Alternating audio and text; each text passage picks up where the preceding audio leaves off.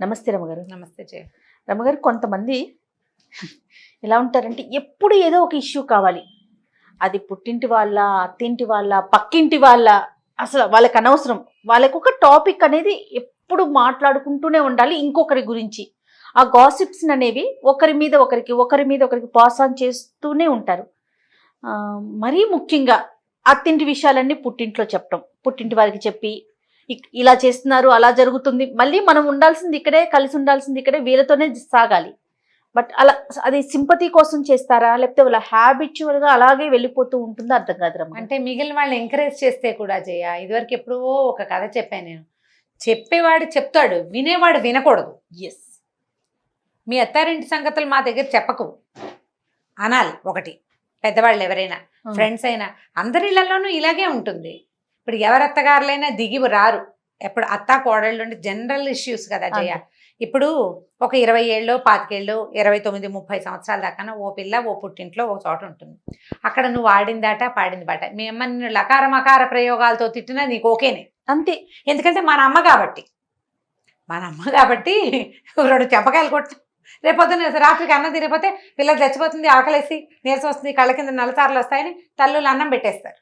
పొద్దునుంచి తిట్టిపోసినా రాత్రికి పిల్ల అన్నం తినకపోతే దాన్ని నిద్ర పట్టదని, దానికి పీడకళ్ళు వస్తాయని ఇలా భావిస్తారు. దాన్ని తిట్టిపోసి పొద్దున్నుంచి వీలైతే 4 చెంపకాయలు కూడా కొట్టినా సరే రాత్రి పిల్లలకి అన్నం పెట్టాలని భావిస్తారు తల్లులు. మనమ్మ మన ఏమన్నా మనకి ఓకేనే కదా. ఇలా కొన్నేళ్ల పాటు పుట్టింట్లో ఇలా సాగించుకున్న పిల్లలు అత్తారింటికి వెళ్ళేసరికల్లా ఏమవుతుంది, ఇప్పుడు అత్తగారి సంగతి ఏమిటి? ఆవిడ ఓ కొడుకునో 25 ఏళ్ళో 30 ఏళ్ళో 36 ఏళ్ళో పెంచింది. ఓ పిల్లని తెచ్చి వీడికిచ్చి పెళ్లి చేయాలి. అత్తకి అభద్రతా భావం సాధారణంగా అత్తగారి పొజిషన్లో ఉండే వాళ్ళకి కొంత అభద్రతా భావం ఉంటుంది. ఎట్లా? పిల్ల తల్లికేమో అమ్మో నా పిల్లని అత్తాది పరంగా పెంచుకున్నాను, చేతుల్లో పెట్టుకున్నాను, చేతుల మీద నడిపించాను, దీన్ని వీళ్ళు ఏం చేస్తారో అని పిల్ల తల్లికి ఉన్నట్టే పిల్లాడి తల్లికి ఏమని ఉంటుంది, నేను ఇంతకాలం పెంచుకున్నాను, పిల్లాడిని ఇంత ముద్దుగా చూసుకున్నా, దాని చేతుల్లోకి వెళ్ళిపోతాడేమో, అత్తారికి సొంతమైపోతాడేమో అన్న భయము దిగులు ఏర్పడతాయి. ఇప్పటిదాకా పిల్లాడి మీద సర్వ హక్కులు నావి, వాడి సంపాదన నాది, పిల్లాడు నా పిల్లాడు, వాడికి 20 ఉండని 35 ఉండని 50 ఉన్నా కూడా నా కొడుకు, నేను పెంచుకున్నాను, కష్టపడి నే కన్నా. నువ్వు ఒకదాని మీద అందరూ కష్టపడితేనే కంటారు, కానీ నే కన్నాను. ఈ పిల్ల ఎందుకు చూసావా కొత్తగా వచ్చింది, అది లట్టుగా ఎగరేసిపోతుంది నా కొడుకుని. ఇప్పుడు ఎంత చక్కగా పెళ్లి చేస్తారో జయ, ఎంత బాగా వెతుకుతారో. బారెడు జడ ఉండాలి, నా లెక్క అయితే 4 కళ్ళు 6 జడ ఉండాలి. మీ కోడళ్ళక ఉన్నా లేకపోయినా ఉంచుకుంటే నా కోరిక అది. ఇప్పుడు నాకు ఉండొచ్చు కదా, నాకు 2 కొడుకులు ఉన్నారు, అందమైన పిల్లలు కావాలి. అందంగా ఉండకపోయినా నల్లగా ఉన్నా పర్వాలేదు, నలుపు తెలుపు గోల్ లేదు మాకు. ఒక 4 కళ్ళు 6 జడ బాబు గారి బొమ్మలాగా కావాలి నాకు. ఓ దొరుకుతారు, వెతుక్కుంటాం ఇలాగే. ఇప్పుడు కొందర వెతుకుతాం, అబ్బో పిల్ల మరీ పొట్టి, బాబు పిల్ల మరీ నలుపు, లేకపోతే పిల్ల సామంచాయిగా ఉంది, బొద్దుగా ఉంది, లేకపోతే మరీ బక్కగా ఉంది, ఇలా ఓ ఎంచుతారు. ఎంచగా ఎప్పటికీ కుదరలేదు అనుకో, కాంప్రమైజ్ పెళ్ళైతే చాలని పెళ్లి చేసేస్తారు. పెళ్ళైన దగ్గర నుంచి తల్లులకి ఏం అభద్రత ఉంటుందంటే, ఇన్నాళ్ళు నా సొంతమైన నా బిడ్డ వీడితో, ఈ పిల్లతోటి ఉండాల్సి వస్తుంది, డబ్బంతా విడిది, అదే తీసేసుకుంటుంది, విడి మీద ఆధిపత్యం దానికే వచ్చింది. నువ్వు ఆధిపత్యం కోసమే పెళ్లి చేసావు. మనం పెళ్ళి ఎందుకు చేస్తాం? పిల్లాడికి ఒక కంపానియన్ కావాలి. వాడికి 26 వచ్చిన నుంచి మనకి బెంగ, అమ్మో జుట్టు ఊడిపోతుంది పిల్లాడికి, అప్పుడే 1 ఎకరం పోయింది, 5-6 ఎకరాలు పోతుందేమో పెళ్లి నాటికే నేను దిగులు పడతాం. తలంబ్రాలకు వస్తే బాగుండదురా అనే తల్లులు కూడా తెలుసు నాకు. జుట్టు ఊడిపోయింది, తలంబ్రాల ఫోటోలు బాగా రావు, ఎక్కువ జుట్టు ఉండాలి దానికి, అప్పుడు అందంగా ఉంటుంది. ఇలా కూడా ఆలోచిస్తారు. ఇవన్నీ ఆలోచించి ఒక కొత్త పిల్ల రాగానే ఏమంటే దానికి వాడు తానా తందానా అంటాడేమో, ఎంతసేపు పిల్ల కలిసి తిరుగుతూ నన్ను వదిలిపెట్టేస్తారేమో, పిల్లాడు నన్ను వదిలేస్తాడని ఎంత దిగులు పడతారు. ఇదే పని మనం 30 ఏళ్ల క్రితం చేసాం అని గుర్తుండదు. అంతేగా, మన భర్త దగ్గరికి మనం వచ్చినప్పుడు మనకి పిల్లాడు కలిగాడంటే నువ్వు సంతానం కలిగించుకున్నావు, మీ అత్తగారు కూడా ఇదే ఫీల్ అయ్యింది కదా అని కొడుకు తండ్రులకి తోచదు. కూతుళ్ళ తల్లులకి నువ్వు కూడా ఇలాగే మీ అమ్మ దగ్గర నుంచి బయటకు వచ్చావు, ఓ ఇల్లు వాకిలి ఏర్పరచుకున్నావు, అత్తమామతో ఏదో సజావుగానో ఇంకో రాగంగానో ఎలాగోలాగా ఉండి నెట్టుకొచ్చావు. నీ కూతురు కూడా దాన్ని చెయ్యాలి. నువ్వు వివాహం చేస్తున్నావు, నువ్వు చేయదలుచుకుంది పెళ్ళి. నేను బాగా పెంచుకున్నాను, మా పిల్ల ఎవరి మాట విందంటే అలా ఎలా కుదురుతుంది? అసలు అప్పుడు ఇద్దరు రెండు వైపుల నుంచి పెళ్లి పెళ్లిళ్ళు చేయకూడదు. చేయమాకండి, చక్కగా ఎవరింట్లో వాళ్ళు ఎవరింట్లో వాళ్ళు హ్యాపీగా ఉంచుకోవచ్చు. ఇప్పుడు ఇలాంటి మా పిల్ల ఎందుకు లొంగాలి, మా పిల్ల ఎందుకు మాట వినాలి, నా పిల్ల ముందు నుంచి చక్కగా సంపాదన పర్రాలు, ముందు నుంచి దాని జీతం ఉంది, అది అసలు ఒక్క ఇంట్లో ఇటు పుల్ల తీసి అటు పెట్టలేదు, అరిచేతుల్లో పెంచాము. అరిచేతుల్లో ఎందుకు పెంచావు? దీని పుల్ల తీసి అటు పెట్టకపోతే దాని బట్టలు అది కట్టుకోవటం కూడా రాదు దానికి, అది కూడా రాదు. ఇప్పుడు కష్టపడేది ఎవరు? పిల్లలు కదా. ఇప్పుడు కాబట్టి అత్తగారు పని చేయమంటోంది, ఏమి పని చేయకుండా ఉంటే నేను ఎలా చేస్తానని అత్తగారు అంటే తల్లులకి నచ్చదు. తల్లులకి నచ్చకపోగా పైగా కూతురు మీ అత్తగారు ఎలా ఉంది అని అడిగి అదేదో చెప్పగానే ఆవిడ అలాగా ఆవిడ ఇలాగా అని వీళ్ళు మాట్లాడతారు. ఆడపిల్లలకి ఎలా ఉంటుందంటే అమ్మలాగానే చూడాలి అత్తగారు. న్యాచురల్ కదా జయ, మనం అలా చెప్తుంటాం. కూతుర్ని కోడల్లాగా చూసుకోదు, కోడల్ని కూతురులాగా చూసుకోవటం, అత్తగారిని అమ్మలాగా చూసుకోవటం. అలా ఎలా కుదురుతుంది? మీ అమ్మలాగా మీ అత్తగారు చూసుకోవాలంటే నేను చాచి లెంపకాయ కొట్టాలి అంతే. రాత్రిపూట దాకా తిరిగి అడ్డమైన తిరుగులు తిరిగితే ఎవడు సమాధానం చెప్తాడు అని మీ అమ్మ అన్నట్టుగా మీ అత్తగారు అంటే నువ్వు ఒప్పుకుంటావా? ఒప్పుకోవు. నాకు ఇది కావాల్సిందే, లేకపోతే నేను తిన్ను అని నువ్వు కోడలంటే అత్తగారికి నచ్చుతుందా? నచ్చదు. కోడళ్ళుగా ఉండాలి, అత్తగారులు అత్తగారులుగానే ఉండాలి. ఎలాగా అత్తగారుగా ఉండటం? నీ పిల్లాడికి ఒక పిల్లని తెచ్చి పెళ్లి చేసావు, వాడితో జీవితాంతం ఉండాలి, నీ కొడుకుతో కలిసి సంసారం చేసుకుని పిల్లల్ని కనాలి, నీ వంశాన్ని ముందుకు తీసుకెళ్ళాలి. నీ కొడుక్కి అన్ని చోట్ల ఆ పిల్ల సాయంగా ఉండాలి. అది ఆలోచించుకుని, జాతకాలు చూసుకుని, కంపాటబిలిటీ ఆలోచించుకుని, పిల్లాడు మాట్లాడుకుని, నువ్వు కూడా కట్టం గిట్నం వ్యవహారం మాట్లాడుకుని, వాళ్ళకి ఆస్తుంది, ఇద్దరే అమ్మాయిలు ఉన్నారు, చెరిసగం వస్తుంది, మా వాడికి ఇంత వస్తుందని లెక్కేసుకుని చేసుకుంటారు పెళ్ళిళ్ళు కదా. అప్పుడు నువ్వు ఏం చేయాలి? వాళ్ళిద్దరికీ కంపాటబిలిటీ ఉండేందుకు నువ్వు ప్రయత్నం చేయాలి. వదిలేయండి వాళ్ళని. అంతేగాని వాళ్ళ ఇంట్లో పుట్టింట్లో పనులు నేర్పలేదు. నీ కూతురుంటే నువ్వు నేర్పవు. ఈ రోజులు ఎవరూ నేర్పటం లేదు. వాళ్ళు చావు వాళ్ళు చేస్తారు. ఇప్పుడు పెళ్లి చేస్తారా? అమెరికా వెళ్తే అన్నం వండటం కూడా రాని ఆడపిల్లలు బోల్డ్ మంది వెళ్తారు జయ. ఎలాగోలాగా తంటాలు పడి నేర్చుకుంటారు. ఆడు గిన్నెలు దువ్వుకుంటారు, వంటలు చేసుకుంటారు, బాత్రూములు కడుక్కుంటారు, కొంపగోడు శుభ్రం చేసుకోవాలి, వాళ్ళే చేయాలి, నేర్చుకుంటారు. అంతే. జీవితంతో పాటు నీకు నచ్చేలాగా నీకు వచ్చినట్టుగా వాళ్ళకి రాదు. నీ పరిస్థితి వేరు, వాళ్ళ పరిస్థితి వేరు. జీవితంతో రాజీపడి మెల్లిగా నేర్చుకుంటారు. అవకాశం ఇవ్వాలి వాళ్ళకి, అవకాశం ఇవ్వాలి. నీ దగ్గర పెట్టుకుని ఫలానా మా మేనగోడలు అయితే బ్రహ్మాండంగా వంట చేస్తుంది, దాన్ని చేసుకుంటే బాగుంటుంది, దీనికి వంట రాదు. మేనగోడలు నెల తిరిగేసరికి ₹1,00,000 సంపాదన తేదు కదా. కంపారిజన్స్ చేసుకోకూడదు. తల్లులు కొంత తగ్గాలి. ఇప్పుడు ఇక్కడ పిల్లలు ఎలా తగ్గాలో చూద్దాం. మీ అమ్మ తిట్టింది నేను, ఎవరికీ తెలియదు, నువ్వు చెప్పవు. మా అమ్మ ఒప్పుకోదు అని చెప్తావు అంతే నైస్గా. మా అమ్మ నన్ను చెప్పకాయ కొట్టింది అని చెప్తావా? చెప్పవు. మా అమ్మ నన్ను కొట్టింది, మా అమ్మ నన్ను తిట్టింది, అన్నం పెట్టను, నీకు రూపాయి ఇవ్వను, దీపావళి పండగకి గిఫ్ట్ లేవు, బఫ్ట్ లేవు, మానేసి నోరు మూసి కూర్చో, ఉద్యోగం మానే, కాళ్ళు ఎరగొట్టేస్తా అంది. అది కూడా నువ్వు చెప్పవు. అమ్మో మా మమ్మీ ఒప్పుకోదు అని చెప్తావు. అదే మీ అత్తగారిది ఎందుకంటే ఏం నేర్చుకోలేదంటే మా అత్తగారు నన్ను ఇలా అందని ఊరు వాడా ప్రచారం చేస్తావు, ఇరుగు పొరుగు అందరికీ చెప్తావు. మా అత్త అలా అంది, మా అత్త ఇలా అంది, మాది చెప్తావు. నువ్వు మీ అమ్మ గురించి చెప్పలేదు కదా. అమ్మకి ఏమైనా రహస్యాలు ఉంటాయి, అమ్మకి పుట్టింట్లో డీలింగ్స్, అమ్మకి నాన్నతోటి పడదు, వాళ్ళిద్దరు తెక్కొట్టుకుంటారు, అవి కూడా ఏ కూతురు ఎవరికి చెప్పదు, ఏ కూతురు చెప్పదు. అత్తగారి రహస్యాలు మాత్రం అందరికీ ఎందుకు చెప్తావు నువ్వు?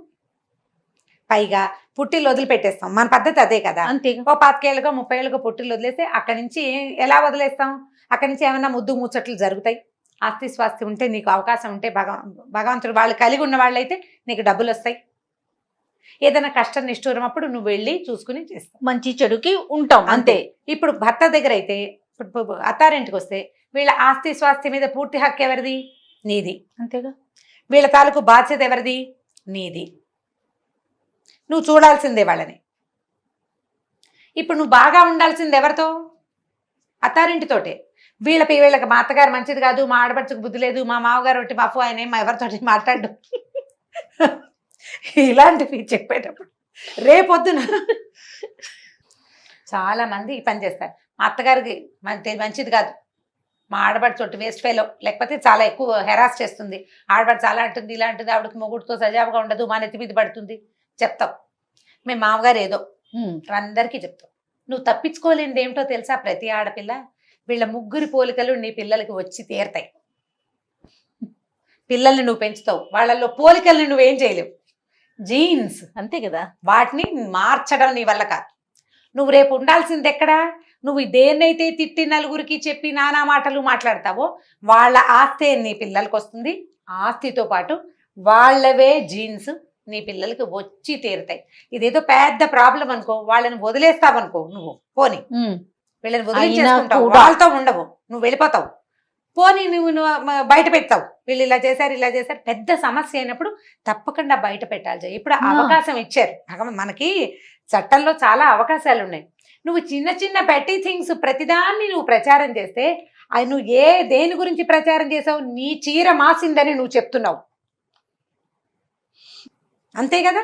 ఇప్పుడు నువ్వు ఉండాల్సింది అందులో, నీ భర్త అందులో వాడు, నీ పిల్లలు ఆ తానులో ముక్కలు, అంతే.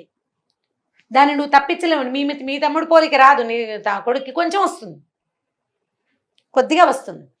మీ తమ్ముడి ఇంటి పేరు రాదు, మన అమ్మ నాన్నల ఇంటి పేరు మన పిల్లలకి రాదు.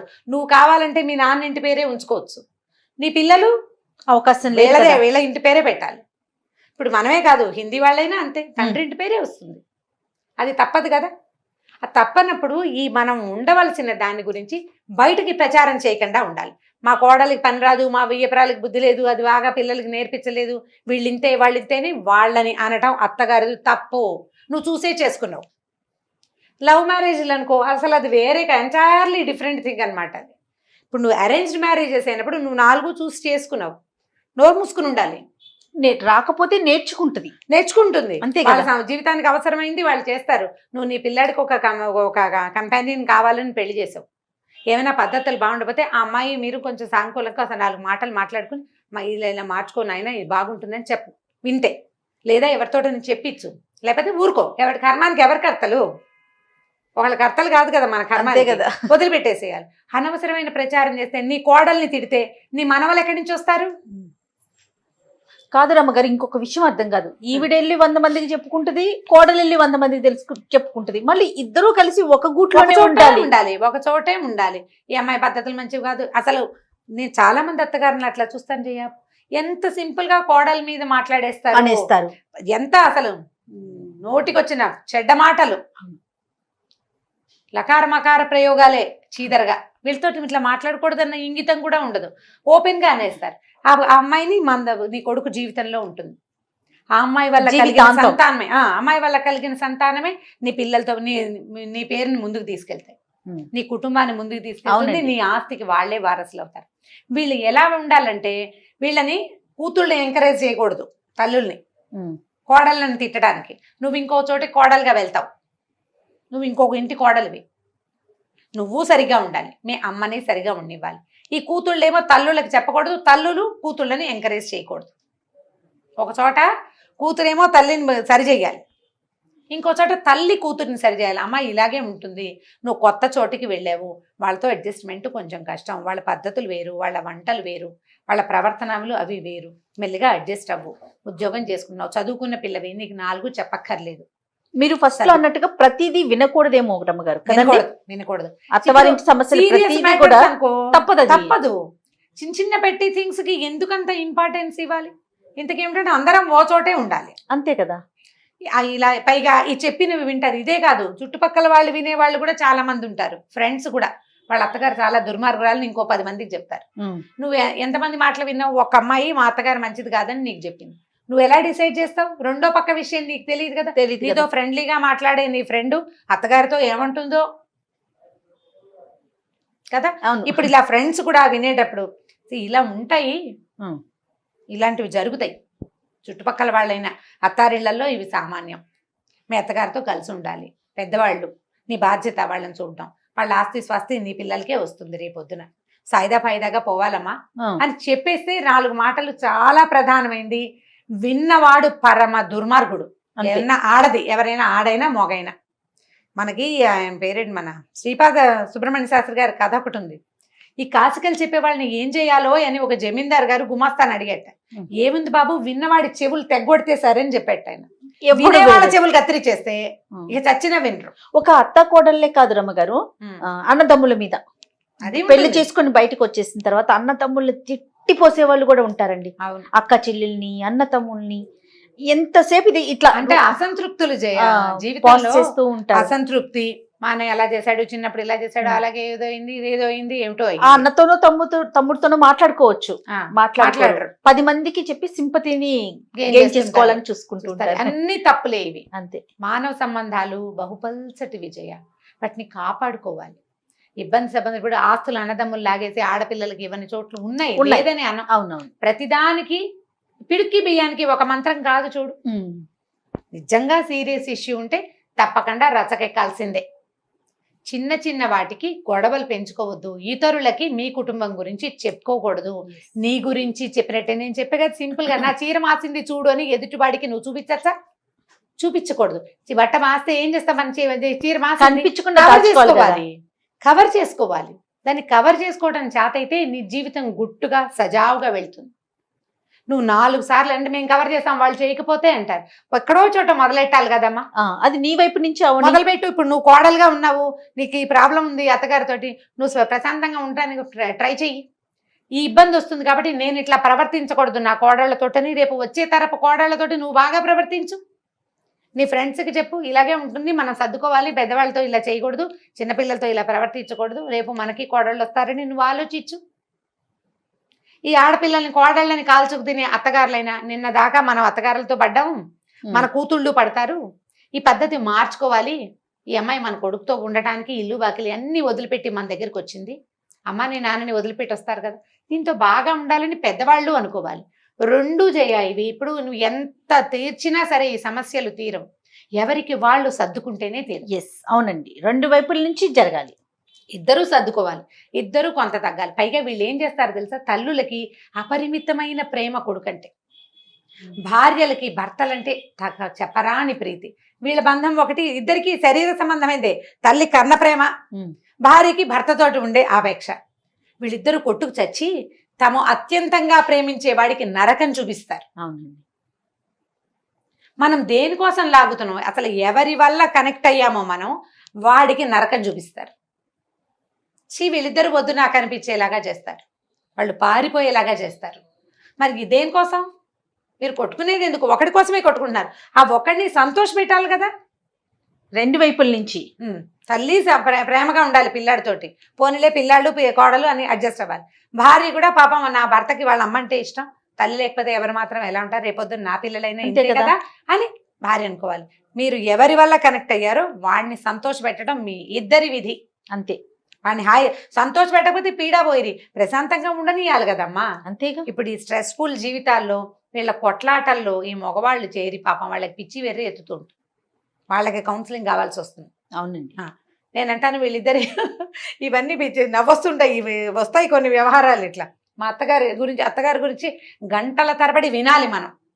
మీకు చెప్పేటప్పుడు నేను గంటల తరబడి వింటే, ఎందుకు చెప్తారు, ఏం చెప్పినా, ఎన్నిసార్లు అప్పుడు ఎలా చేశారు, ఇప్పుడు ఇలా చేశారు, ఇప్పుడు ఇదంతా ఒకవైపే. అత్తగారితో మాట్లాడితే ఇంకో రకం వెర్షన్ వస్తుంది కదా, ఇంకో రకం వెర్షన్ వస్తుంది కదా. అందుకని ఎందుకు వచ్చిందని ఇద్దరితో మాట్లాడితే నా తల వాచిపోతుంది, అసలే జుట్టు ఊడిపోతుంది అనుకుంటాను నేను. వీటి మధ్యలోకి వెళ్ళకూడదు, మనమే వెళ్ళకూడదు. అంటే మధ్యలో ఉన్నవాడి పరిస్థితి ఏమిటి చూడండి, అతను తప్పించుకోలేడు, తల్లిని వదులుకోలేడు, భార్యని వదిలిపెట్టలేడు. పోనీ వదిలేస్తావు, ఎంతమంది పెళ్ళాలని వదిలేస్తారమ్మా? తల్లులు కదా, మార్పు రావాల్సింది. ఖచ్చితంగా మార్పు రావాలి ఇద్దరి వైపు నుంచి. ఎక్కడైనా సరే తల్లులు సరిగా ఉంటే, అబ్బాయి తల్లి గాని అమ్మాయి తల్లి గాని, అబ్బాయి అమ్మాయి బాగుంటారు. అంతే. ఆలోచించి చూడండి, అవునా కాదా అని. డెఫినెట్ గా రమ్మగారు. ఓకే అండి, ఇంకొక టాపిక్ తో మళ్ళీ కలుద్దాం. రమ్మగారు నమస్తే. తప్పకుండా జయ, నమస్తే. ఈ వీడియో కనుక మీకు నచ్చినట్లయితే లైక్ చేయండి, షేర్ చేయండి, మరిన్ని వీడియోస్ కోసం మా ఛానల్ ని సబ్స్క్రైబ్ చేసుకోండి. నమస్తే రమ్మగారు. నమస్తే జయ. రమ్మగారు, అలీబాబా 40 దొంగలు నీకు తెలీదా కదా? తెలుసు, ప్రేక్షకులకు అందించాలి కదా మనం. చాలా బాగుంటుందండి. పాత కథ సినిమాలు కూడా బోల్డ్ వచ్చినాయి దాంట్లో. టీవీలో సిరీస్ల రూపంలో కూడా వచ్చేయండి, మేము అవి చూసేవాళ్ళం. బాగా సినిమా లాగా తీస్తే 3 గంటలు తాపిగా పాటలు, డాన్సులు, అవి ఇవి జిమ్మిక్కులు అవన్నీ తీయచ్చు.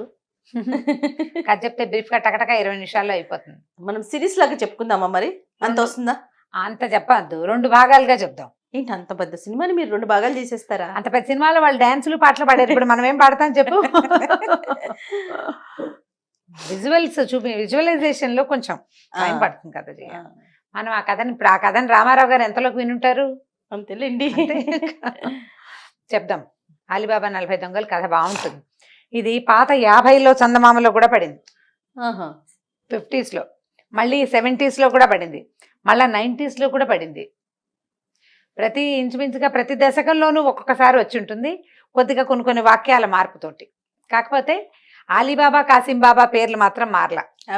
ఆ పేర్లు అంతే ఫిక్స్డ్. అది బాగుంటుంది కథ. ఓకే. పూర్వం బాగ్దాదు నగరపు కథ అనమాట ఇది. బాగ్దాద్ నగరంలో 2 అన్నదమ్ములు ఉండేవాళ్ళు, కాసిం ఆలీ.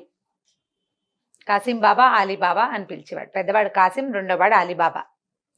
అయితే వీళ్ళిద్దరు ఏంటంటే అన్నదమ్ములుగా ఆస్తులు పంచుకున్నారు. పెద్ద ఆస్తి ఏం లేదు, కాసిం భార్య వైపు నుంచి కూడా కొంత ఆస్తి కలిసి వచ్చింది. దాంతో కాసింకి కొంచెం డబ్బులు ఉన్నాయి. అలీబాబా భార్య ఒక పేద పిల్ల, ఆమె దగ్గర నుంచి ఏమీ డబ్బులు రాలేదు.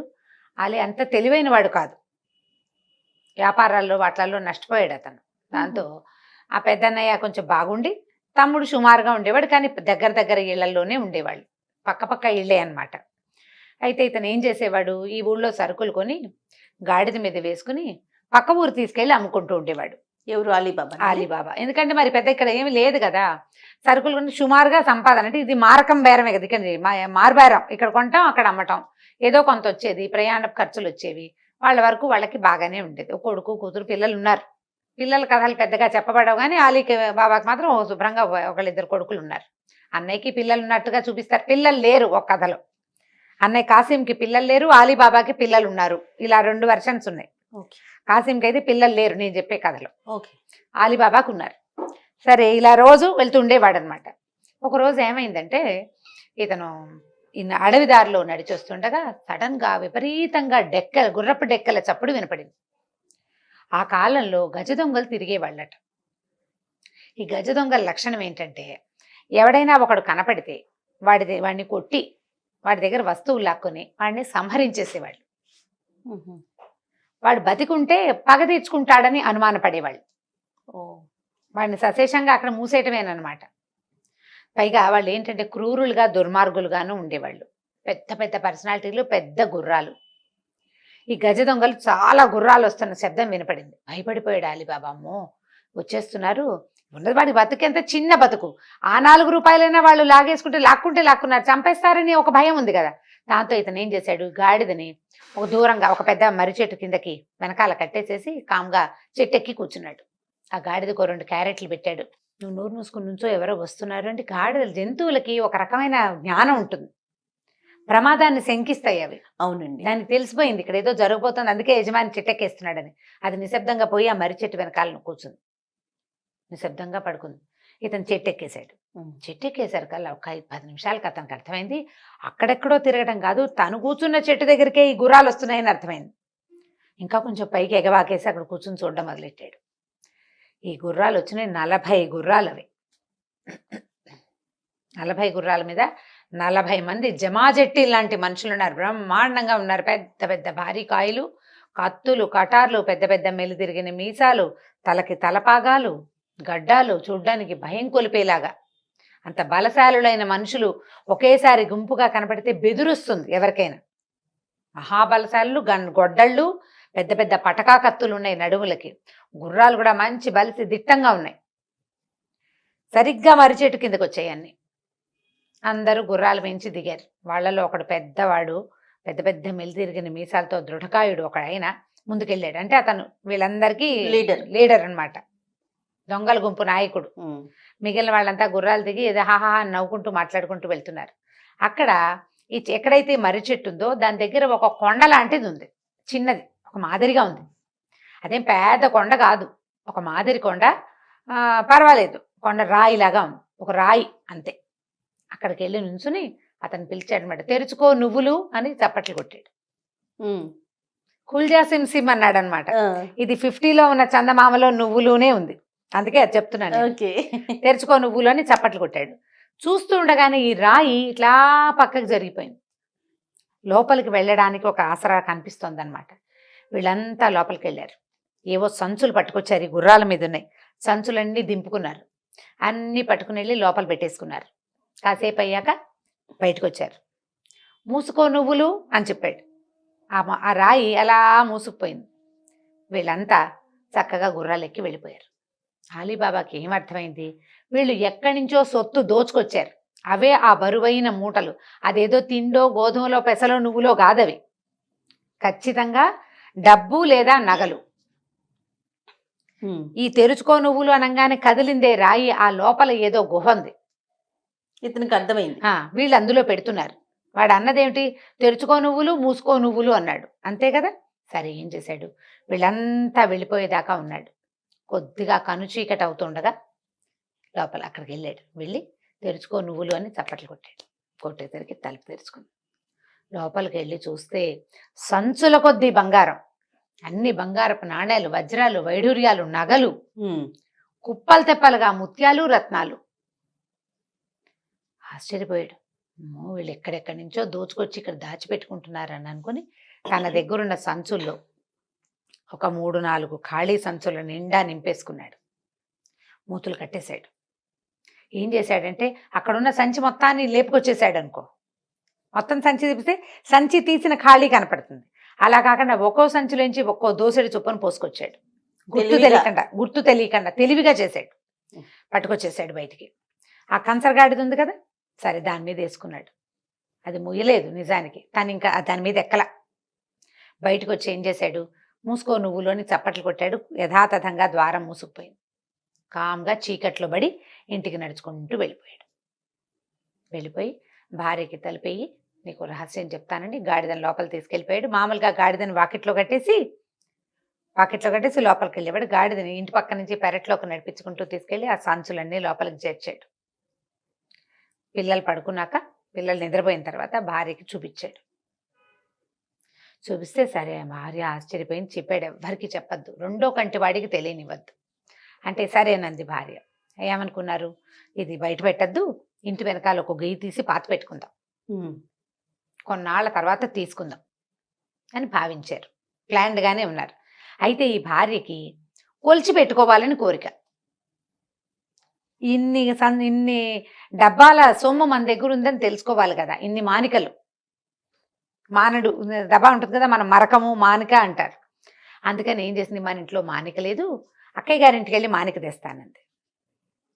ఈ అలీబాబా వద్దన్న అమ్మాయి వెళ్ళ, నేను అవన్నీ చెప్తానా ఏమిటి, మానిక తీసుకొస్తాను అంతే, కొలుచుకోవటానికి అని చెప్తాను, ఏం కొలుస్తావేంటే గోధుమలు అని చెప్తా, ఏముంది అని. అయితే సరే వెళ్ళింది. ఈ లోపల మళ్ళీ అలీబాబా ఏం చేశాడు, నిశ్శబ్దంగా చీకటి మాట శబ్దం కాకుండా వెనకాల పెరట్లో గొయ్యి తవ్వటం మొదలుపెట్టాడు. ఈవిడ చీకట్లోనే పోయి తోడుకోడలేంటి తలుపు తట్టింది. అక్క మీ మరిది ధాన్యం తెచ్చాడు, కొలుచుకోవడానికి మానిక లేదు, మానికిస్తావా అనేసరికి తోడుకోడలు భలే తెలివిగలైంది కాసిం బాబా భార్య. ఆవిడేమనుకుంది, అసలు వాడు ఏనాడు ఒక మానిక వడ్లు కానీ గోధుమలు కానీ తెచ్చాడు వాడి బతుక్కి, మానిక పట్టుకెళ్తోందంటే ఒక 6, 10, 16 ఉన్నాయి గ్యారంటీగా, ఏం వస్తువు తెచ్చాడో మరిది తెలుసుకుందాం అనుకుంది.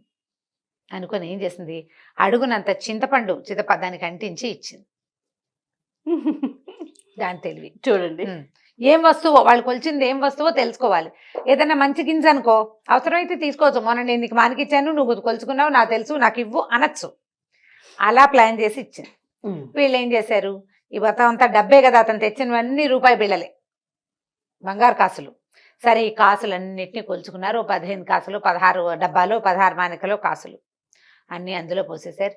ఇంత ఇంత చిన్న కాసు పెద్ద కాసు ఉంటాయి అందులో.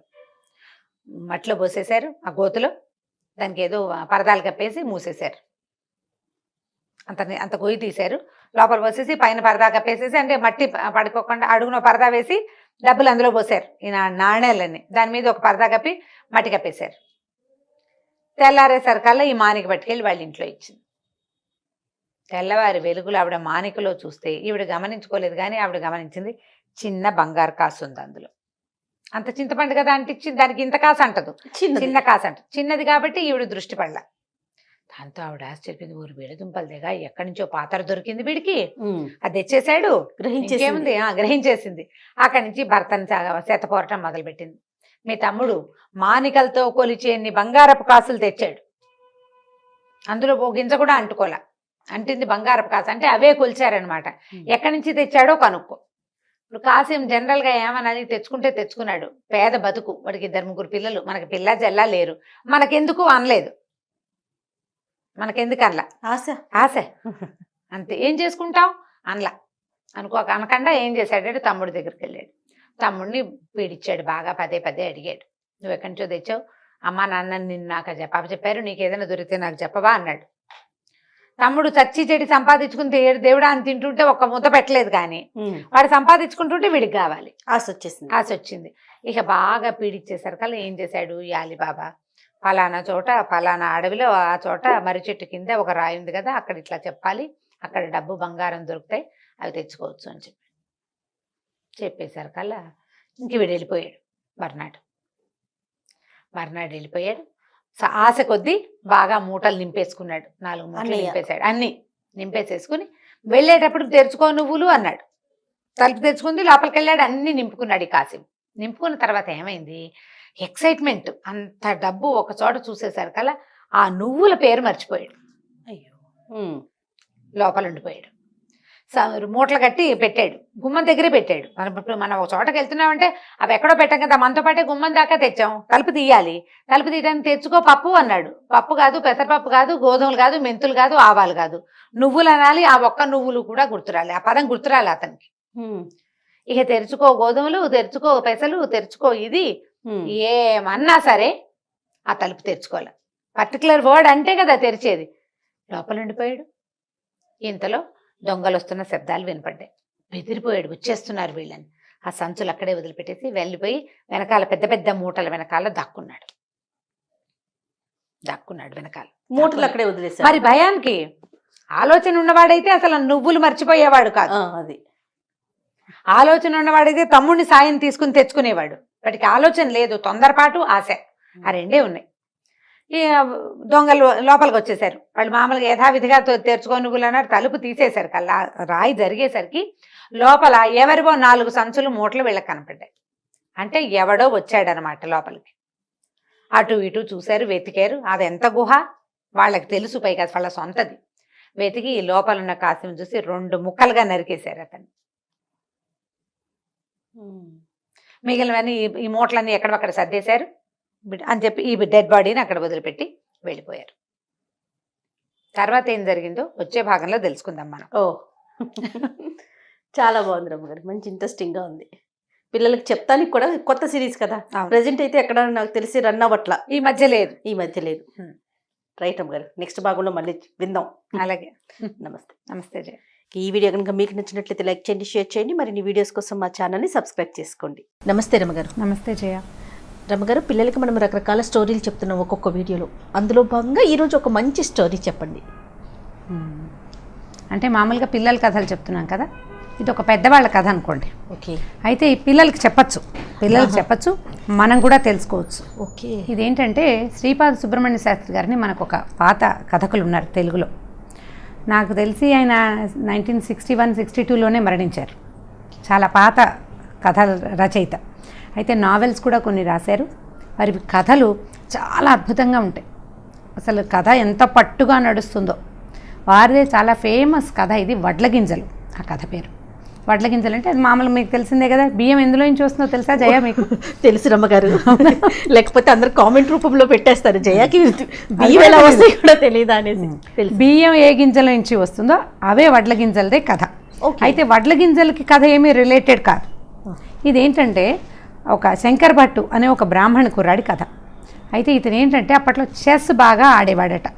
చదరంగా ఉంటారు కథలో, ఎక్కడ చెస్ అని పేరు. తెలుగు కథ, పైగా 60s కంటే ముందు కథ కదా. అప్పుడు అసలు ఇంగ్లీష్ పదాలు ఒకటి కూడా వాడలేని రోజులు అవి. అవునవును. అయితే ఈ చదరంగంలో దిట్ట ఈ అబ్బాయి, చాలా బాగా ఆడగలిగేవాడు. అయితే అతను ఏంటంటే అప్పట్లో మనకి ఇంకా జమీందారీలు రాజులు వాళ్ళు ఉన్నారు. ఇది 50s 40sలో కథ అనుకుందాం. పూర్తిగా ఇవి తీసేసేయడం, జమీందారీ వ్యవస్థను తీసేయటము అవన్నీ అవ్వలేదు. అయితే ఈ ఒక వత్సవాయి వంశానికి చెందిన ఒక గజపతిలో ఆయన రాజుగారి దగ్గరికి ఒక కుర్రాడు వచ్చి, ఆయన చాలా బాగా చదరంగం ఆడేవారు రాజావారు. ఆయనతో పాటు ఆడడం కోసం ఈ కుర్రాడు ఆ ఊరు వచ్చాడు. వస్తే ఏమైందంటే అతనికి రాజాస్థానానికి వెళ్ళడానికి ఎటువంటి అవకాశము దొరకలేదు. ఎందుకంటే అతను 2 బట్టలతో వచ్చాడట. ఓ గావంసా కట్టుకున్నాడు, ఓ గావంసా పైన కప్పుకున్నాడు. అప్పట్లో చొక్కాలు వేసుకునే వాళ్ళు కాదు జయ, అంత పాత కథ అనమాట. షర్ట్ లేదు, ఒక నడుముకు ఒక టవల్ లాంటిది, అంటే మన చిన్న సైజు లుంగీ లాంటిది కట్టుకుని పైన కప్పుకునేందుకు ఒక ఉత్తరీయం లాంటిది మాత్రమే ఉంది. అయితే బ్రాహ్మడు కాబట్టి ఇప్పుడు చేయట్లేదు, కానీ పాత రోజుల్లో ప్రతి బ్రాహ్మణులు ప్రతి వాళ్ళు నిత్యం సంధ్యావందనం, త్రికాల సంధ్యావందనం చేసుకునేవాళ్ళు. పొద్దున, మధ్యాహ్నం, సాయంత్రం 3 సంధ్యల్లోనూ సంధ్యావందనం చేసేవాళ్ళు.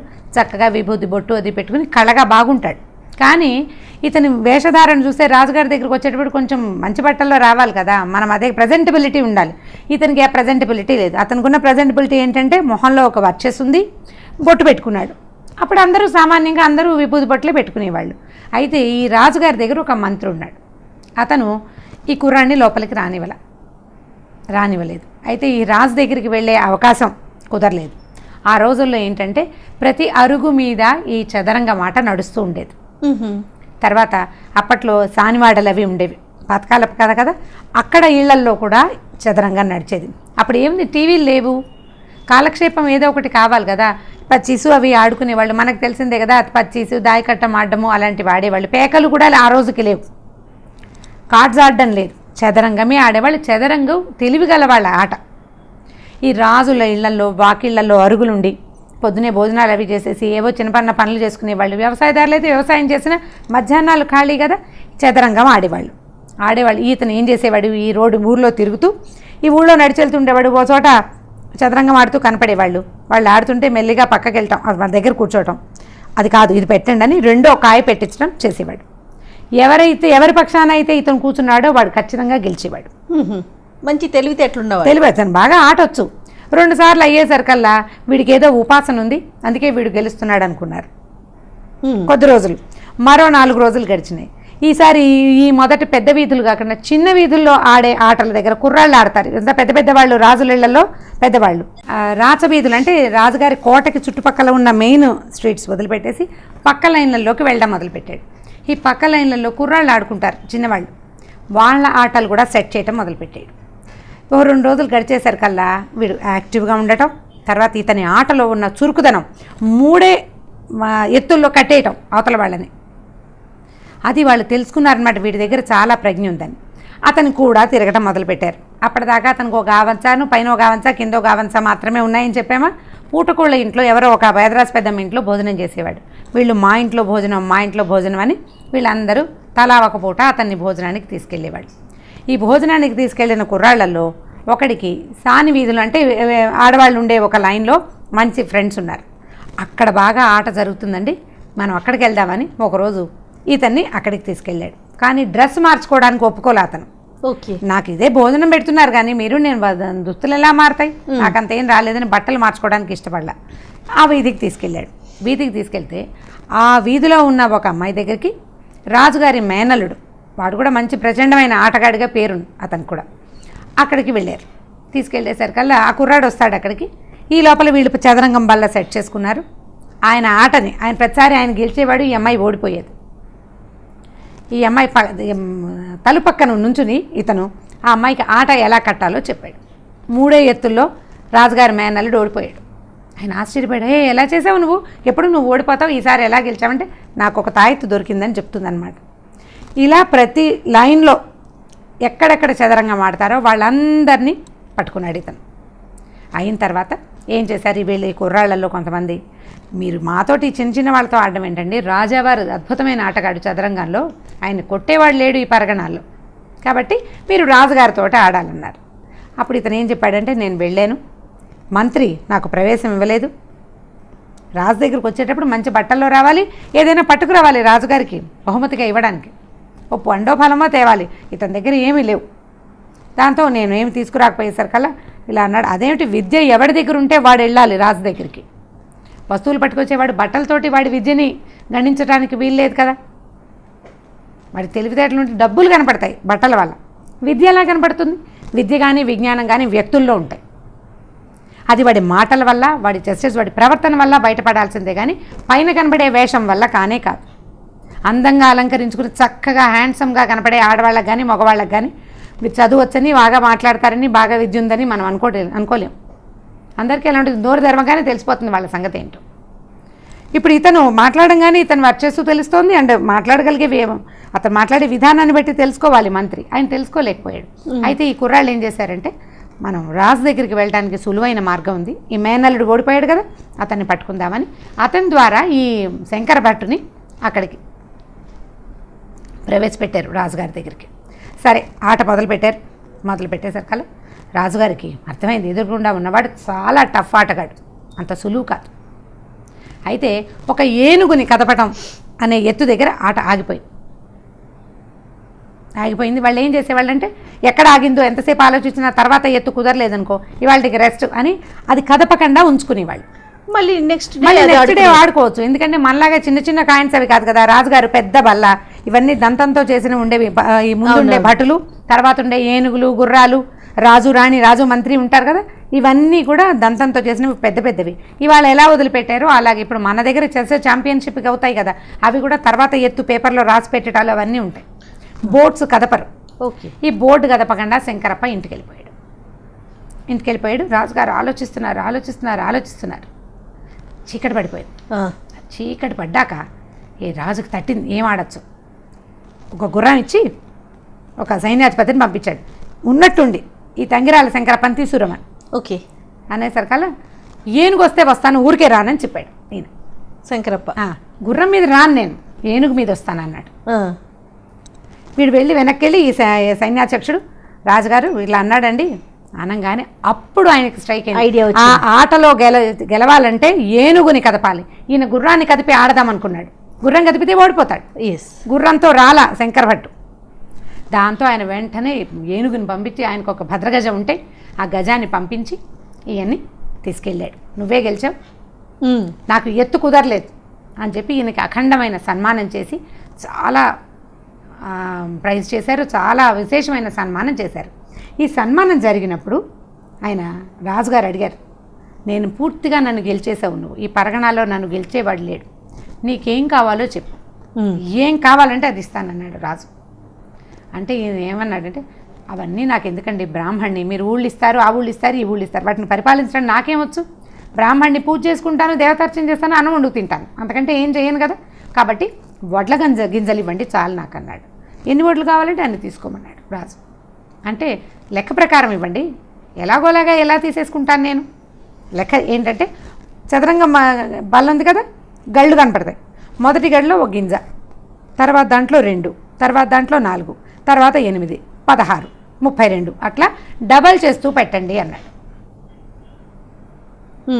వాటిలో గింజలు లెక్క పెట్టి పెట్టాలి. ఎంత సింపుల్గా ఉందండి. ఎన్ని అవుతాయి మహా అయితే ఎన్ని అవుతాయి అంతే కదా. లెక్క పెట్టి కొలిపించి పంపిస్తామన్నారు. అందరికీ నవ్వొచ్చింది. ఏమిటి పిచ్చి బ్రాహ్మడు, రాజుగారు ఒక ఊరు ఇస్తాడేమో, చక్కగా ఓ అగ్రహారమో 2 అగ్రహారాలు, ఆయన ఒకటి ఇవ్వాలనుకున్నాడు, 2 అడిగితే ఇచ్చేవాడు. వడ్ల గింజలు అడిగాడు. ఏమిట్రా వీడి తెలివి, వీడేదో అఖండమైన తెలివితేటలు ఉన్నవాడని అనుకున్నాం మనము. ఇంత ఆటగాడంటే వాడికి చాలా తెలివి. చదరంగం ఆడడం అంటేనే బ్రెయిన్ షార్ప్ అని అర్థం. అవును, చిన్న పన్న ఆటగాళ్ళకే షార్ప్గా ఉంటుంది. ఈ రాజుగారినే ఓడించగలిగిన ధీశాలకి ఇంకా బోల్డంత ఉండాలి. దాంతో అందరూ నవ్వుకున్నారు. చీకటి పడే వేళకి ఈ లెక్క పెట్టాలి కదా, మర్నాడు అనమాట లెక్క పెట్టేవాళ్ళు రాజుగారి దగ్గరికి వచ్చినప్పటికీ దిగాలుగా మొహాలు వేసుకుని ఉత్తరీయాలు భుజాల మీద ఉండాల్సిన ఉత్తరీయాలు నెత్తి మీద ఉన్నాయి వాళ్ళకి. ఏంటంటే అయ్యా ఆయన అడిగింది కనుక ఇవ్వాలంటే మన రాజ్యం సరిపోదండి, ఇంకా 5-6 రాజ్యాలు కావాలి మనకి. ఎందుకంటే ఈ బల్లలో సగానికి వచ్చేసరికాలనే ఇది అయిపోతుంది. మన దగ్గర పడినే మంట మొత్తం డబల్ అయిపోతాయి కదా. ఇప్పుడు 100-200 అవుతుంది, 200 300 కాదు, 200 400 అవుతుంది, 4 8 అవుతుంది, 8 16 అవగానే 16 తర్వాత వచ్చే అంకెలు ఎంత పెద్దవి అవుతాయి. సగం నిండేసరికి ఈ సగం గళ్ళు అయ్యేసరికి అలానే మన రాజ్యంలో ఉన్న మొత్తం వడ్ల గింజలు అతనికి ఇచ్చేయాల్సి వస్తాం మనం. ఇంత లెక్క తేలుతుంది. ఆ అంకె వేయటానికి ఒక లైన్, ఒక పొడుగాటు టావు పేజీ చాలదట. అప్పట్లో ఏం చేసేవాళ్ళు, మన దగ్గర వాటిని పేపర్ టావులు అంటారు వాటిని, ఈ తెల్ల కాగితాలని. మా చిన్నప్పుడు కూడా టావ్ అనేవాళ్ళు. అసలు ఆ టావు పదమే ఇప్పుడు నేనే అంటున్నాను చాలా కాలం తర్వాత. ఆ మొత్తం పేజీ ఎంత రాసినా ఆ అంకెలు ఆ సున్నాలు పూడట్లేదన్నమాట అని చెప్పేసరికి అలా రాజుగారు ఇతను ఈ రకంగా కూడా తన తెలివి చూపించాడని మర్నాడు ఏం చేశారంటే, రెండో రోజు, ముందు రోజు సాయంకాలం ఏనుగుని పంపించారు, మర్నాడు సన్మానం చేశారు. 3వ రోజు పొద్దున అతన్ని తీసుకొచ్చి తనతో పాటు ఈ రాజసింహాసనం మీద కూర్చోబెట్టి ఆయన లేచి ఈయన పాదాలు పట్టుకున్నాడు రాజు. ఇది చాలా సామాన్యమైన తెలివి కాదు, నేను చాలా అద్భుతమైన తెలివితేటలు. ఈ రాజ్యం నీది, నువ్వు కూర్చో అంటేనే నీ పక్కన కూర్చుంటా, అబ్బాయి ఇది నాకు ఇచ్చేయమంటే నేను వెళ్ళిపోతాను. అప్పుడు ఈయన ఏమన్నాడంటే, నా సంగతి ఏమిటో మీకు తెలియజేయడం కోసమే, ఈ ఊళ్ళో వాళ్ళకి తెలియజేయడం కోసమే నేను చెప్పాను, కానీ రాజ్యం తీసుకుని నేనేం చేస్తాను ప్రభు, మమ్మల్ని పాలించగలిగిన వాళ్ళు మీరే. ఇతనికి తెలివితో పాటు వినయం కూడా ఉంది. ఎస్. అప్పుడు ఈ రాజుగారిని సింహాసనం మీద కూర్చోబెట్టి మీతో పాటు ఆడేందుకు, జీవితం అంతా మీ దగ్గర ఆడేందుకు అవకాశం ఇవ్వండి నాకు అని చెప్పి ఒప్పుకున్నాడు అనమాట.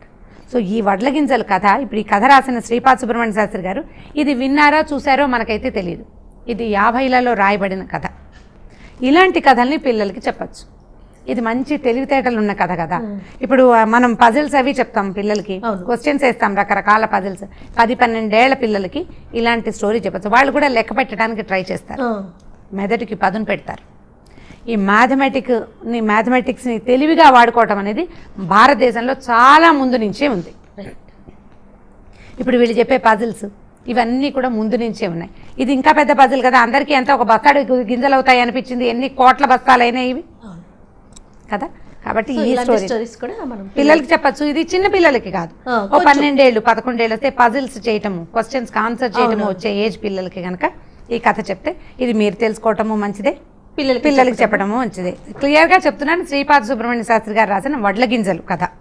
ఇది తెలుగు మామూలు ఇలా నేను మాట్లాడుతున్న తెలుగులో ఉండదు, కొద్దిగా పాతకాలపు భాష, పూర్తి గ్రాంధికం కాదు, పాతకాలపు బ్రాహ్మణ భాష. అర్థమైన వాళ్ళు, తెలుగు వచ్చిన వాళ్ళు, చాలా మందికి తెలుగు రాకపోవచ్చు, వచ్చిన వాళ్ళు చక్కగా చదువుకుంటే అలాంటి కథలు చాలా ఉన్నాయి. సుబ్రహ్మణ్య శాస్త్రి గారు నాకు ఫేవరెట్ రైటర్స్లో ఆయన ఒకరు. మనము రాబో వీడియోలో సుబ్రహ్మణ్య శాస్త్రి గారి స్టోరీస్ కథలు ఇంకేమైనా 1-2 మనం చెప్పుకోవచ్చు. ఇది పిల్లలకి చెప్పడానికి యూజ్ అవుతుంది. రైట్ రమ్మగారు, థ్యాంక్ యూ సో మచ్ రమ్మగారు. ఓకే జయ. ఈ వీడియో కనుక మీకు నచ్చినట్లయితే లైక్ చేయండి, షేర్ చేయండి. మరిన్ని వీడియోస్ కోసం మా ఛానల్ని సబ్స్క్రైబ్ చేసుకోండి. Welcome to our channel. ఈ రోజు మనతో పాటుగా రమ్మగారు ఉన్నారు. నమస్తే రమ్మగారు. నమస్తే జయ. రమ్మగారు, విక్రమ బేతాళ కథలు నేను రోజులైందో చాలా రోజులు అనిపిస్తోంది. నా డైలాగే అది. ఒక స్టోరీ చెప్పుకుందామండి. మామూలుగా విక్రమ బేతాళ కథలు ఎలా మొదలవుతాయి? పట్టుబదలని విక్రమార్కుడు మళ్ళీ వెందిరిగి శ్మశానంలోకి వెళ్ళాడు, మరి చెట్టు ఎక్కాడు, శవాన్ని భుజాన్ని వేసుకున్నాడు, దింపాడు, భుజాన్ని వేసుకున్నాడు, నడిచి వెళ్తున్నాడు. ఈ శవాన్ని ఆశ్రయించుకుని ఉన్న బేతాళుడు, నీకెంత ఓపిక, ఇన్నిసార్లైనా వెనక్కి తిరిగి వస్తున్నావు కానీ పని మాత్రం మాంటలేదు. సరే, నీకు మార్గాయాసం తెలియకుండా ఓ కథ చెప్తాను. కథ చివరి నేను ఒక ప్రశ్న ఇస్తాను, సమాధానం తెలిసి చెప్పకపోయావో నీ తల వక్కలవుతుంది అని చెప్పాడు. అయితే ఇందులో ఒక నియమం ఏమిటి? మౌనభంగం కాకూడదు, రాజుగారు నోరు తెచ్చి మాట్లాడకూడదు. సరే, మొత్తానికి బయలుదేరాడు. వెళ్తుంటే ఈయన ఏం చెప్పాడంటే, పూర్వమట అవంతి నగరంలో ఒక చాలా గొప్ప శ్రేష్ఠి ఒక ఆయన ఉండేవాడు. శ్రేష్ఠి అంటే వ్యాపారస్తుడు అనమాట. అయితే వ్యాపారస్తుల ఇళ్లలో అందగత్తెలుగా ఉండటం పిల్లలు కొంచెం తక్కువ. కానీ ఈయన ఈ పర్టికులర్ వ్యాపారస్తుడు గారి కూతురు చాలా అందగత్తెట, ఎంత బాగుంటుందోట. ఆ పిల్ల పేరు కమలాక్షి అమ్మాయి పేరు. సరే, ఈ కమలాక్షికి బోల్డ్ పెళ్లి సంబంధాలు వచ్చేవి. అబ్బో, చాలా మంది వాళ్ళు వీళ్ళు అడుగుతుండేవాళ్ళు. ఈయన ఏమనుకునేవాడంటే, మన దగ్గర బోల్డ్ డబ్బు ఉంది, పిల్ల అందమైన పిల్ల, అందుకని ఎవరో ఒకళ్ళు తెలిసిన వాళ్ళకి, పక్కింటి వాళ్ళకి, వెనకింట్లో మీ పిల్ల బాగుందని వచ్చే వాళ్ళకి కాకుండా సూపర్ వాళ్ళు ఎవరికైనా ఇవ్వాలి, మామూలు వాడు కాదు, సూపర్ వాడు కావాలి అని అనుకున్నాడు. అయితే అట్లా మంచి మంచి సంబంధాలు ఎంతమందో ఎక్కడి నుంచో వారు అవిరా వస్తే అన్నిటినీ చూసి ముగ్గురిని సెలెక్ట్ చేశాడు. చివరికి ముగ్గురులో 3 అబ్బాయిలు, 3 చాలా ప్రత్యేకతలు ఉన్నవాళ్ళు, బాగా ఆస్తిపరులు, అబ్బాయిలు చక్కగా ఉంటారు, అన్నీ ఉన్నాయి. వాళ్ళకేమో ఈ కమలాక్షి నచ్చింది బాగా. ఈ 3లో ఒకటి సెలెక్షన్ అవ్వాలి. అయితే ఏమనుకున్నారు, ఆయన సెలెక్ట్ చేయలేకపోయాడు. 3ని రప్పించి పిల్లకి చూపిస్తే, మామూలుగా అప్పట్లో ఈ మామూలు రాజుగారి పిల్లలకే స్వయంవరాలు, వ్యాపారస్తుల పిల్లలకి స్వయంవరాలు లేవు. వెరైటీగా మనం చేద్దాం, ఇంత అందమైన పిల్లకి ఆ ఛాయిస్ ఇవ్వాల్సిందేనని భావించాడు. పాపం భావించి వాళ్ళ 3ని రమ్మన్నాడు. ఒకరోజు వచ్చారు, మొత్తానికి ఓ శ్రావణ మాసంలో వచ్చారు వీళ్ళు ఊరు. వస్తే వాళ్ళ 3ని 3 గెస్ట్ హౌస్ల్లో పెట్టాడు. రేపొద్దున పిల్లని చూస్తారు. ఈ సాయంకాలం వేళ దేవాలయానికి వెళ్ళి తిరిగి వస్తూ బండి మించి కింద పడి ఈ కమలాక్షి కాస్త చచ్చిపోయింది. పాపం, అయ్యో, బండికి వెళ్ళొచ్చింది. మర్నాడు పెళ్లి చూపులు కదా, ఆ 3లో ఒకరిని పిల్లని సెలెక్ట్ చేసుకోవాలి. అందుకని అమ్మవారి గుడికి పంపించారు పిల్లని. పంపేసరికల్లా ఈ బండి ఆగక ముందే దిగబోయి పల్టీ కొట్టి ముందుకు పడింది. ఆ పడ్డం తల్లో ఎక్కడ నెమరగంతకి దెబ్బ తగిలిందో పిల్ల కాస్త పోయి. ఇంకేం చేస్తారు, లబో దిబో అని ఏడ్చారు. ఈ 3 అలా ఉండిపోయారు. అక్కడి నుంచి ఏమైందట, సరే వదలి వెళ్ళలేకపోయారు ఆ పిల్ల శవాన్ని కూడా. మర్నాడు పొద్దున యథావిధిగా ఈ అమ్మాయికి చేయవలసిన దహన కార్యక్రమాలు అవి నిర్వర్తిస్తే సరే ఒక్కొక్కళ్ళు ఒక్కో రకం. ఈ వచ్చిన ముగ్గురు పెళ్లి కొడుకుల్లో మొదటి వాడి పేరు జీవసిద్ధి. అతను ఏం చేశాడంటే ఈ అమ్మాయి మీద దిగులతోటి పిల్లని పెళ్లి చేసుకోలేకపోయానన్న బాధతోటి దేశాంతరం వెళ్ళిపోయాట. రెండో వాడు ధనగుప్తుడు. ఈ ధనగుప్తుడు ఏం చేశాడు, ఈ వర్తకుడికి మీరు బాధలో ఉన్నారు, మీరు ఏం చేస్తారు ఇవన్నీ, ఈ అమ్మాయి ఇవి ఇవ్వండి అస్థికలు, నేను కాశీలో కలుపుతాను అని చెప్పాడు. అస్థికలు తీసుకుని ధనగుప్తుడు కాశీ వెళ్ళిపోయాడు. మూడో వాడు కృపాకరుడు. అతను ఆ అమ్మాయిని వదిలిపెట్టి వెళ్ళలేక ఆ శ్మశానం బయటే ఒక గుడిసేసుకుని అక్కడే ఉండేవాడు, శ్మశానం పక్కనే. ఆ అమ్మాయి ఎక్కడ చితిని మంటలు ఎక్కడ వెలిగించారో అది చూస్తూ ఉండేవాడు దుఃఖంతో. 1 సంవత్సరం ఇంచుమించుగా గడిచింది. ఆ కృపాకరుడు ఇక్కడే ఉండిపోయాడు, ఇల్లు వాకిలి వదిలేశాడు, వాళ్ళ ఊరు తిరిగి వెళ్ళాల. అమ్మాయి మీద ప్రేమతోటి అనమాట. ఆ శ్మశానం దగ్గరే ఉన్నాడు. ఈ ఒకడు ధనగుప్తుడు పట్టుకెళ్ళాడు కదా అస్థికలు తీసుకెళ్ళి గంగలో కలిపేసి తిరిగి వస్తున్నాడు. మూడో వాడు జీవసిద్ధి ఉన్నాడు కదా, అతను ఎక్కడికో వెళ్తుంటే ఏమైంది, అతనికి అలా తిరుగుతూ ఉన్నాడు దేశదిమ్మరిగా. ఒక మాంత్రికుడు అంటే ఒక మంత్రసిద్ధుడితోటి పరిచయం అయింది. మాంత్రికుడు అంటే బ్యాడ్ మీనింగ్ వచ్చేస్తుంది. మంత్రికుడు అంటే ఏదో ఊడు చేసేవాడు, వేరే వాళ్ళని అనిపిస్తుంది కదా, మాయమంత్రం చేసేవాళ్ళు. అలా కాదు, మంత్రసిద్ధి కలిగిన ఒక ఆయనతోటి పరిచయం అవుతుంది. ఆయన ఏం చెప్తాడంటే, నా దగ్గర ఒక సిద్ధ రసాయనం ఉంది, నేను చాలాసార్లు ప్రయత్నం చేశాను. ఈ రసాయనాన్ని ఈ చనిపోయిన వాళ్ళ ఎక్కడ చనిపోయారు, ఎక్కడ వాళ్ళని దహనం చేశారు అక్కడ చల్లితే వాళ్ళు మళ్ళీ జీవించి బయటకు వస్తారు, నా దగ్గర ఇలాంటిది ఉందని చెప్పాడు. నేను కొంతమంది మీద చేసి చూశాను, ఇది ప్రూవ్ అయింది, సక్సెస్ అయిందంటాడు. ఇతను ఏం చేశాడు, జీవసిద్ధి ఆ మంత్రసిద్ధుడి వెనకాలే బడి వెళ్ళి ఆయనకి తోటి 1 నెల 2 నెలలు తిరిగాడు. తిరిగితే ఆయన తను ఎక్కడికో హిమాలయాలకు వెళ్ళిపోతున్నాను, ఇక్కడి నుంచి మాయమైపోతాడనమాట మంత్రసిద్ధితోటి. నీకేమైనా కోరుకుంటే చెప్పమంటే, నేను ఇట్లా ఒక కమలాక్షని ఒక పిల్లని పెళ్లి చేసుకుందాం అనుకున్నాను, నా పిల్ల అర్థాంతరంగా చనిపోయింది, అందుకే నేను ఇట్లా దేశదిమ్మరిగా తిరుగుతున్నాను, ఆమెను బతికించుకునే ఉపాయం ఏదైనా ఉంటే చెప్పండి అన్నాడు. దానికేముందని ఈయనేం చేశాడు, తన దగ్గర కమండలంలో మిగిలిన ఆఖర ఇంతే రసాయనం అన్ని దాన్ని ఒక కొద్దిపాటి నీళ్లతో కలిపి ఓ చెంబులో పోసి తన చేతిలో పెట్టాడు. ఆ పిల్ల చనిపోయిన పిల్లని ఎక్కడైతే దహనం చేశారో అక్కడ చల్లు, ఆ పిల్ల బతికి వస్తుంది అన్నాడు. బాగుంది. అక్కడి నుంచి తిరిగి వస్తూ ఉండగా ఈ అస్థికలు గంగలో నిమజ్జనం చేశాడు కదా, కాశీలో అస్థి నిమజ్జనం చేసినటువంటి ధనగుప్తుడు కూడా తోడయ్యాడు. ఈ ధనగుప్తుడు జీవసిద్ధి ఇద్దరు ఈ ఊరు వచ్చారు మళ్ళీ వెనక్కి అవంతి నగరానికి. వచ్చి వాళ్ళని కలిశారు, ఈ పిల్ల తండ్రిని కమలాక్షి వాళ్ళ నాన్నని కలిసి, అతనేమో నేను అస్థికలు నిమజ్జనం చేసి వచ్చానండి అని చెప్పాడు. ఇతనేమో నా దగ్గర ఒక రసాయనం ఉంది, ఆ అమ్మాయిని బతికించేందుకు ఒక గొప్ప మార్గం ఉంది అని చెప్పేసరికల్లా సరే వీళ్ళంతా కలిసి శ్మశానానికి వెళ్ళారు. కృపాకరుడు శ్మశానం బయట కూర్చున్నాడు కదా, అతను కూడా లేచి లోపలికి వెళ్ళాడు వాళ్ళతో పాటు.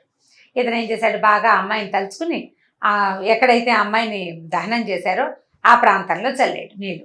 ఎవరిని తలుచుకుని గనక నీళ్లు చల్లితే వాళ్ళు బతికొస్తారనమాట. ఆ అమ్మాయి తాలూకు వాళ్ళు, వాళ్ళ అమ్మ, వాళ్ళ నాన్న, వాళ్ళ ఇంట్లో పని వాళ్ళు, ఆ అమ్మాయిని ప్రేమించి పెళ్లి చేసుకుందాం అనుకున్న 3 అబ్బాయిల సమక్షంలో ఆ పిల్లని తలుచుకుంటూ నీళ్లు చల్లేసరికి, ఎందుకంటే అక్కడ దహనం చేసిన చోట బోడంత మందిని చేస్తారు, అందరూ లేచి వస్తే ఎట్లా, అలా కాకుండా ఈ అమ్మాయి కోసమే చేస్తున్నామని ఇది చెప్పుకుని సంకల్పం చెప్పుకుని చేసేసరికి ఆ పిల్ల లేచి వచ్చేసరికి ఇప్పుడు ఏమైంది, వీళ్ళు 3 కొట్టుకోవటం మొదలుపెట్టారు. పిల్ల అయితే బతికింది బాగానే ఉంది, కానీ పెళ్లి కొడుకులు 3 అయ్యారు. ఒకడంటాడు, నేను చచ్చి చెడి కాశీ వెళ్ళి అస్థి నిమజ్జనం చేసి వచ్చాను, ఆ పుణ్యం వల్లే ఈ అమ్మాయి బతికింది అంటాడు. నేను తెచ్చిన రసాయనంతో బతికింది అంటాడు వీడు. ఈ అమ్మాయి కోసమే నేను ఇక్కడ ఉండిపోయాను అంటాడు కృపాకరుడు. ఇప్పుడు ఈ పెళ్లి కొడుకు ఎవరు అనేది ప్రశ్న. భేతాళుడు అడిగాడు, ఓ రాజా చెప్పు, నేను నీకు ఒక మంచి కథ చెప్పా. ఒక అమ్మాయి 3 అబ్బాయిలు, వీళ్ళల్లో ఈ అమ్మాయి ఎవరిని పెళ్లి చేసుకోవాలి? సమాధానం తెలిసి చెప్పకపోతే తీతల 1000 వక్కలు అవుతుంది, చెప్పమన్నాడు. రాజు అన్నాడు, దాందేముంది, కృపాకరుడిని పెళ్లి చేసుకోవాలి అమ్మాయి. కృపాకరుడే ఆమె కోసం అక్కడ వేచి ఉన్నాడు, ఆమెను పెళ్లి చేసుకోవాలి అనేసరికి మరి మిగిలిన వాళ్ళు 2 అన్నాడు. బాగుంది, అస్థికల నిమజ్జనం చేసి వచ్చిన వాడు కొడుకుతో సమానం. ఎవరు అస్థి నిమజ్జనం చేస్తారు? కొడుకు, సంతానమే. ఒక స్త్రీకి ఆమె అస్థికలు ఎవరైతే గంగలో కలుపుతారో వాడు అల్లుడైనా మనవడైనా కొడుకైనా కొడుకే. వేరేవాడు చేస్తే వేరేవాడు చెయ్యడు. అస్థి నిమజ్జనం చేశాడు కాబట్టి ధనగుప్తుడు కొడుకు. ఈ అమ్మాయికి ప్రాణం పోసిన జీవసిద్ధి ఆమె తండ్రి. ఆ అమ్మాయి మొదట ఎట్లా పుట్టింది? తండ్రి వలన పుట్టింది. తండ్రి వలన పుట్టింది. ఇప్పుడు ఇంకొకడు ఆమెను మళ్ళీ బతికించాడు అంటే, మళ్ళీ పుట్టించాడు అంటే వాడు ఆమె తండ్రి. కాబట్టి తండ్రిని పెళ్లి చేసుకోకూడదు, కొడుకుని పెళ్లి చేసుకోకూడదు. అలా కాకుండా ఆమె చనిపోయిందన్న దుఃఖంతో ఆమె మృతదేహం ఎక్కడైతే తగలబడిందో అక్కడే కాపురం ఉండి అది చూసుకుంటూ బతికిన కృపాకరుడే భర్తకి ఆ పదవికి తగినవాడు. అందుకని ఆ అబ్బాయినే పెళ్లి చేసుకోవాలంటే పేతాళ్ళు పక్కపక్కనవాడు. నిజంగా కూడా అలాగే జరిగింది. కమలాక్షి నువ్వు చెప్పిన ఆలోచనే చేసి చక్కగా కృపాకరుణ్ణి పెళ్లి చేసుకుంది. కానీ రాజా నువ్వు మౌనభంగం చేసావు కాబట్టి నేను వెళ్ళిపోతున్నాను అని రయ్యమని శవంతో సహా బేతాళ్ళు వెనక్కి పరిగెత్తుకుంటూ వెళ్ళిపోయి మర్రి చెట్టు మీదకి ఎక్కేసాడు. ఈయన ఏం చేస్తాడు, ఇంకా పట్టువదలని విక్రమార్కుడు మళ్ళీ వెనుదిరిగి మర్రి చెట్టు వైపుకి నడవటం మొదలు పెట్టాడు. కథ కంచికి మనం ఇంటికి. సూపర్, చాలా బాగుంది. చిన్న కథ చక్కగా ఉంది చూడండి. అంటే ఒక జస్టిఫికేషన్ కరెక్ట్ గా మనం ఈ కథని అంటే కన్క్లూజన్ కి మనకి ఏ రకమైన డౌట్ లేకుండా కొన్ని కథల్లో మనం ఒప్పుకోలేము. అవును, నిజమే అనిపిస్తుంటుంది, ఏదో ఒప్పుకోలేని తనం ఉంటుంది. ఇందులో ఒప్పుకోలేని తనం లేదు. చూడు మంచి క్లారిటీ చక్కగా ఉంది కథ. చాలా బాగుంది రామ్ గారు. ఇంకొక స్టోరీతో మళ్ళీ కలుద్దాం తప్పకుండా జయ. ఇక ఈ వీడియో కనుక మీకు నచ్చినట్లయితే లైక్ చేయండి, షేర్ చేయండి. మరిన్ని వీడియోస్ కోసం మా ఛానల్ని సబ్స్క్రైబ్ చేసుకోండి.